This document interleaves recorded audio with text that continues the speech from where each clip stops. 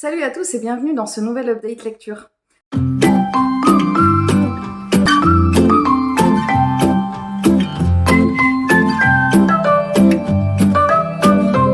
Aujourd'hui, je vais vous présenter 3 lectures que j'ai pu faire dernièrement. Alors, il y en a une qui compte pas, je l'ai pas faite là, je l'ai faite sur tout le mois de juillet.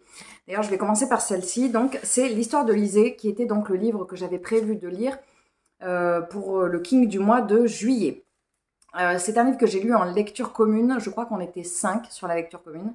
Et sur les... ou 4, mais je sais qu'il y en a qui ont abandonné leur lecture. Au départ, j'avais fait un découpage avec un chapitre par jour. Chaque chapitre comprend plusieurs sous-chapitres, en fait. Donc, un chapitre, ça peut être entre 30 et 80 pages. C'est un bon gros bébé qui fait 560, plus de 560 pages. Je peux me spoiler parce que je l'ai déjà lu. 560 pages, insupportable, ça va glisser. Et je vais l'enlever parce que ça m'énerve. C'est un des plus vieux livres que j'avais dans ma palle et je suis très contente, ça c'est le gros point positif, je suis très contente de l'avoir sorti enfin parce que je l'avais depuis, je pense que ça devait faire 12 ans que je l'avais dans ma pile à lire. Et ouais. Et je suis contente aussi parce que ça rajoute un King dans tous les Kings que j'ai pu lire qui sont à l'heure actuelle, je crois que c'est le 6e ou quelque chose comme ça. Pour l'instant, mon King préféré reste le premier tome du Fléau et Marche ou crève, qui sont 2 lectures que j'ai pu effectuer en 2022, je crois, et que j'ai beaucoup aimé. Peut-être pas le Fléau. Le Fléau, je crois que je l'ai lu l'année dernière. Je sais plus, ça passe trop vite. En tout cas, ce qui est sûr et certain, c'est que celui-ci ne restera pas dans les lectures préférées du King. Ici, on va suivre une jeune femme qui s'appelle Lysée, qui a perdu son mari, son mari qui s'appelle Scott. Rien que je regarde la 4e code de couverture, il n'y en a pas. Son mari, Scott Landon, qui était London pour le côté américain. Et en fait, son mari était écrivain et en gros, on va suivre Lysée qui va venir trier ses affaires. Le gros pitch de l'histoire, c'est ça. Sauf qu'en fait, en triant ses affaires, il va se passer beaucoup de choses parce qu'en fait, elle va venir retrouver des textes qu'il a pu écrire et surtout, en fait, elle va vivre une espèce d'aventure fantastique assez incroyable. C'est sur un laps de temps très court, mais en fait, il va se passer beaucoup de choses. En gros, il y a des gens qui veulent récupérer les récits de son mari et elle qui veut les donner, mais en même temps, enfin, c'est très particulier. L'histoire, en gros, c'est ça, mais c'est pas l'histoire qui va être très bizarre, ça va être la forme. La forme, ça va être particulier parce qu'on va suivre donc Lysée et tout d'un coup, il va y avoir des coupures.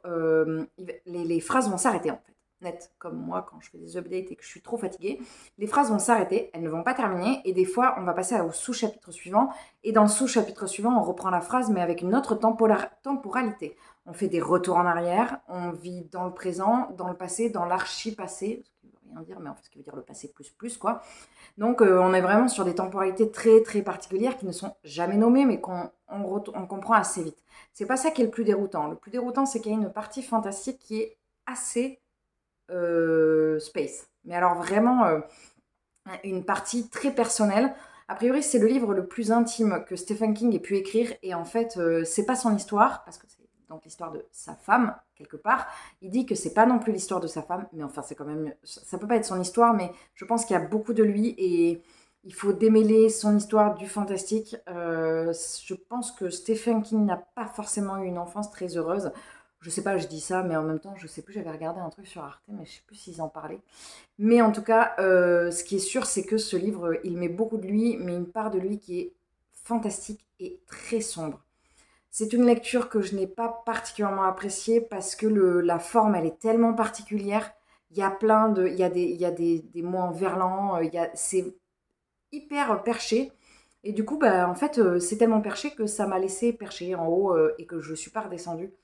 Et j'ai eu du mal. Alors j'ai eu envie d'aller jusqu'au bout parce que je voulais le fin mot de l'histoire. Mais c'est une histoire qui restera hyper ancrée en moi, tellement elle est particulière. C'est un ovni en fait. Je n'ai jamais lu un livre comme ça. Je n'ai jamais lu un livre qui va dans ce type, dans ce style-là, qui va dans cette direction-là. Ce qui est sûr, c'est qu'on ne peut pas retirer au King qu'il écrit extrêmement bien et qui fait preuve d'une imagination assez débordante. Et en même temps, je pense qu'il y a beaucoup de métaphores à côté desquelles je suis passée. Bon, même s'il y en a certaines que j'ai pigées, mais je pense que j'ai pas pu tout comprendre parce que J'ai pas trouvé la traduction extrêmement bonne. Après, peut-être que c'est la seule qui est, j'ai pas fait gaffe, mais généralement, il n'y en a pas qu'une.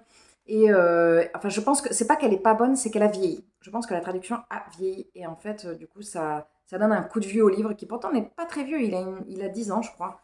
Mais on dirait qu'il en a 40, quoi. Et voilà. Et en fait, je pense que si je ne l'avais pas lu 2007, 2006, ouais, ça fait 16 ans.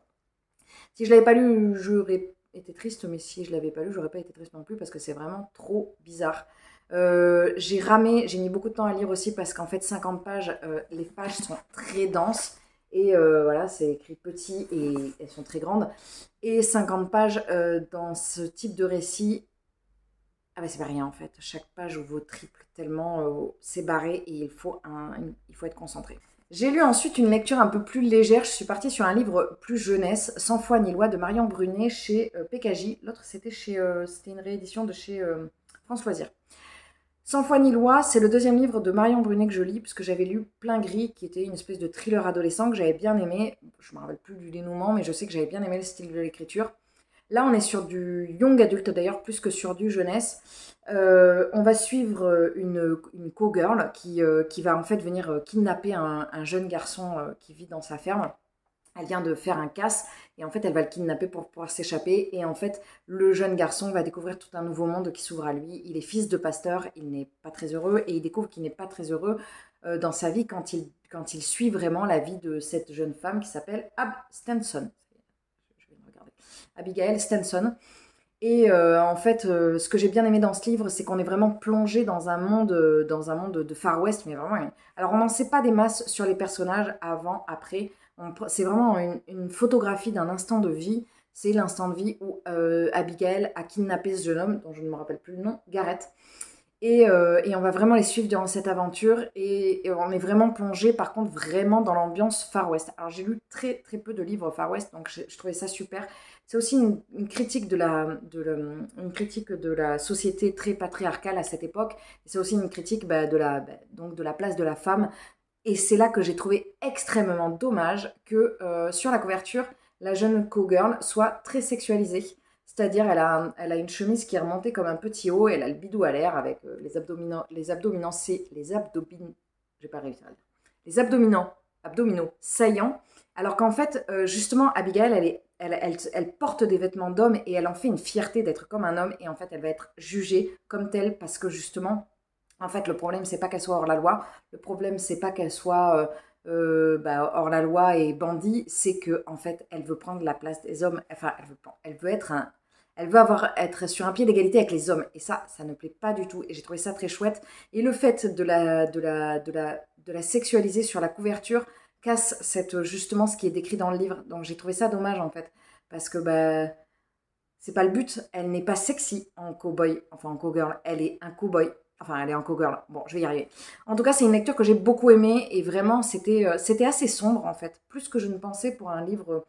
C'est PKJ, donc c'est jeunesse, mais plus que je ne pensais pour un livre ado. Je sortais de l'histoire de Lisée qui déjà me faisait ramer au niveau de l'humeur parce que c'était quand même un peu dark. Sans foi ni loi, c'est quand même assez sombre. Et j'ai enchaîné avec une lecture ultra méga sombre et j'ai enchaîné avec La route de Cormac McCarthy chez ISBN. Ouais, je crois que c'est ça, c'est ISBN, la maison d'édition. L'édition de l'Olivier. Et en fait, alors, comment présenter ce livre que je pense que vous avez tous vu passer parce que c'est un très grand classique du Posta. C'est un grand classique de la. Il y a marqué SF, mais c'est Posta. Il date de. Il n'est pas si vieux que ça, il date de 2006, mais il a fait beaucoup de bruit. Bon, il a eu le prix Pulitzer. Je pense que si vous n'avez pas compris, c'est que. Il y a un problème. Ah, d'ailleurs, je viens de réaliser que j'ai tout filmé depuis le début avec la caméra vers moi, alors que, en fait, dans ces cas-là, ça veut dire que vous ne voyez pas. Bon, ben, j'essaierai de retourner l'image, sinon je suis désolée, les titres sont à l'envers, mais de toute façon, je vous marque tout, comme d'habitude, tout est en barre d'infos, les titres avec les auteurs, il y a mon compte Babelio, ma wishlist et mon compte Instagram. Je ferme la parenthèse. La route, c'est l'histoire d'un père qui va donc suivre sa route dans un monde complètement apocalyptique, post-apocalyptique avec son fils, et ils vont tenter de survivre. C'est le livre le plus dark que j'ai jamais lu à ce niveau-là. Mais c'est monstrueux. C'est hyper sombre, c'est venu terminer cette série de lectures extrêmement sombres, donc autant vous dire que j'ai le moral un peu dans les chaussettes. Je pense qu'après je vais lire, je sais pas moi, je vais lire un truc rigolo comme... non, pas un titre qui fait rire, parce que sinon dans ces cas-là, des fois c'est tellement... Il y a un côté triste aussi. Bon bref, en tout cas je vais essayer de faire un truc plus léger, de lire un truc plus léger. Donc on va suivre ce père et ce fils qui sont vraiment dans un monde où il n'y a plus rien en fait. Et où, alors souvent dans les livres posta, ce qui est intéressant, c'est pas tellement comment ils survivent, mais c'est comment ils survivent au milieu des autres êtres humains. Parce qu'en fait, le prédateur le plus dangereux dans un monde post-apocalyptique, ce sont les autres. Et là, ah bah là c'est tout en fait. Hein. C'est tout, c'est le monde, c'est les autres. Il n'y a plus rien, c'est hyper sombre. C'est vraiment le monde le plus posta que j'ai jamais vu, le plus... en fait, dans un monde dans lequel on ne peut plus vivre, où il y a plus d'espoir, il n'y a plus rien. Voilà. Si vous êtes un chouïa déprimé, je vous déconseille fortement de lire ce livre parce que il est il est dur en fait. Et là où il est incroyablement fort, c'est par sa présentation aussi, sa forme, parce qu'en fait, on va avoir donc des dialogues entre le père et le fils, mais ça n'est jamais présenté comme des dialogues. C'est-à-dire, c'est intégré au texte comme ça. Et on a en même temps une phrase de dialogue et en même temps des phrases qui peuvent être de description. Donc c'est très très intéressant et c'est pas du tout perturbant, c'est très bien mené. La plume est plutôt bien travaillée, c'est pas une plume légère en fait. Je crois que c'est l'auteur, si j'ai bien compris, c'est également, je vais dire une bêtise, je suis sûre que je vais dire une bêtise, mais je crois que c'est l'auteur de No Country for Old Men, ou alors c'est le réalisateur qui a réalisé La Route qui a aussi réalisé No Country for Old Men, mais de toute façon, les deux sont ultra déprimants, donc voilà. Je n'ai pas vu le film La Route, mais j'ai vu la bande-annonce qui, même si elle est sombre, me paraît moins sombre que le livre. Parce que là, en gros, on patoche dans du gris et dans de la cendre pendant 250 pages, quoi. Ouais, c'est ça, 250 pages. Ça reste, je n'arrive pas à définir si c'est une lecture coup de cœur ou pas parce que j'arrive pas, elle m'a laissé un tel goût de cendre dans la bouche que je peux pas dire que c'est un coup de cœur, mais elle m'a tellement laissé un goût de cendre dans la bouche que je ne peux pas dire que ça n'est pas un coup de cœur. Je sais pas si c'est très clair. Mais en gros, c'est une lecture tellement forte qu'on ne peut pas, on peut pas la nier, on peut pas l'oublier et je pense que elle va rester très longtemps en moi parce que elle est extrêmement. C'est pas le fait qu'elle soit sombre, c'est le fait elle est très. Enfin, j'ai été prise dans ce livre, j'ai été embarquée vraiment. Je vivais avec ce père et ce petit garçon, même si ça a été pendant 2 jours, ça a été 2 jours fatigants et sombres et stressants. Mais voilà, c'était vraiment. J'étais avec eux en fait. Et le livre s'est terminé, j'ai fait. Enfin, j'ai terminé tout à l'heure parce que je voulais le terminer assez rapidement parce que j'en pouvais plus. Faut vraiment que je parte sur autre chose là. Je vous jure, il faut que je parte sur quelque chose de joyeux. Mais j'avais envie aussi de vous le présenter parce que là, je vais partir et du coup, je voulais vous en parler. Je ne sais pas si vous avez lu ce livre, mais si vous êtes un adepte du posta, je pense que c'est une valeur sûre et je pense que c'est une référence en fait à lire. Même de manière générale, je pense que c'est un livre à lire, ne serait-ce que pour la plume, il y a vraiment quelque chose d'assez extraordinaire. Voilà, c'en est tout pour cette update lecture. Comme vous l'avez vu, c'était l'update lecture de Je pédale dans la semoule au niveau de la joie. Mais par contre, voilà, c'était des lectures hyper intéressantes et très bien, très intéressantes, très bien fournies, très bonnes. De manière générale, très bonnes. Même si, comme je vous disais, je ne suis pas sûre de mettre un coup de cœur au livre Cormac McCarthy. C'est hyper dur à dire Cormac McCarthy. Bon, j'arrive pas à le dire. Cormac McCarthy. Bon, laisse tomber. Je suis fatiguée en ce moment, donc il y a des trucs comme Cormac McCarthy, je n'arriverai pas à le prononcer. Voilà, c'en est tout pour cette update lecture. Je pense donc, normalement, si j'ai bien programmé la vidéo, elle devrait sortir, on devrait être mi-août, je crois, ou quelque chose comme ça. Pour moi, on est fin juillet. Je ne vous présenterai pas d'update lecture avant un petit moment, parce que je ne vais pas lire pendant la première quinzaine d'août, très peu certainement, et je ne vais pas, peut-être certainement pas être dans le mood de vous refaire des vidéos. C'est pour ça que je vous en prépare avant, pour que vous ayez quand même du contenu. J'espère que cette vidéo vous aura plu, j'espère que vous faites des bonnes lectures au mois d'août. N'hésitez pas à me dire en commentaire. N'hésitez pas à me dire en commentaire si vous avez lu un de ces 3 livres et qu'est-ce que vous en avez pensé. C'est toujours un plaisir d'échanger avec vous et voilà, on peut le faire via le biais des commentaires.